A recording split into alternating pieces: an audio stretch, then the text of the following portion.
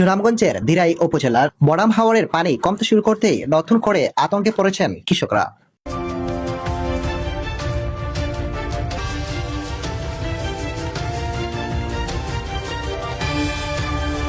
পানিতে তলিয়ে যাওয়া ধান যখন ধীরে ধীরে ভেসে উঠছে, ঠিক তখনই একটি সংবদ্ধ চক্র নৌকা যুগে হাওরে প্রবেশ করে সেই ধান কেটে নিয়ে যাচ্ছে, এমন অভিযোগ উঠেছে স্থানীয়দের পক্ষ থেকে।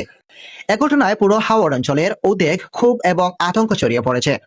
স্থানীয় সূত্রে জানা যায়, সম্প্রতি টানা বৃষ্টি ও উজান থেকে নেমে আসা পাহাড়ি ঢলে দিরাই উপজেলার হাওর অঞ্চল পানির নিচে তলিয়ে যায়।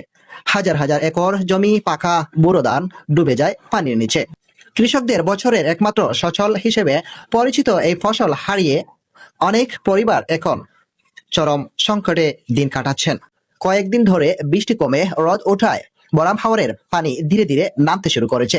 এতে পানির নিচে তলিয়ে থাকা কিছু ধান আবার ভেসে উঠেছে, কিন্তু সেই ধান কৃষকের ঘরে ওঠার আগেই কেটে নিয়ে যাচ্ছে একটি চক্র, এমন অভিযোগ করেছেন ক্ষতিগ্রস্ত কৃষকরা। স্থানীয়দের দাবি, প্রতিদিন নৌকা নিয়ে হাওরে বিভিন্ন অংশে প্রবেশ করেছে কিছু সুযোগ সন্ধানী ব্যক্তি। তারা পানিতে ভেসে ওঠা ধান দ্রুত কেটে অন্যত্র সরিয়ে ফেলছে। এ ঘটনায় সবচেয়ে বেশি আতঙ্কে রয়েছেন হাওর পাড়ের কৃষকরা।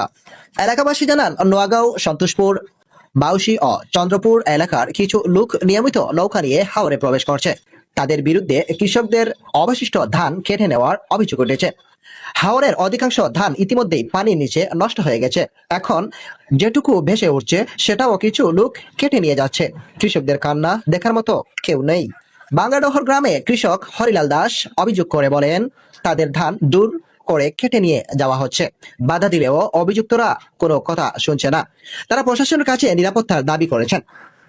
স্থানীয় কৃষকদের ভাষ্য অনুযায়ী বছরের পর বছর কষ্ট করে চাষাবাদ করেও এবার প্রকৃতির কাছে হার মানতে হয়েছে।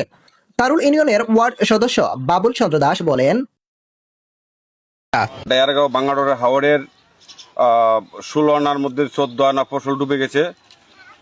তো এখন আজকে আমরা পুলিশ নিয়ে গেছিলাম। আমার হাওরের ধান নোয়াগাঁও, সন্তোষপুর, চন্দ্রপুরের লোক জোর করেই কাটতে নিয়ে যায়। প্রশাসনের হস্তক্ষেপে একটা ব্যবস্থা হয়েছে।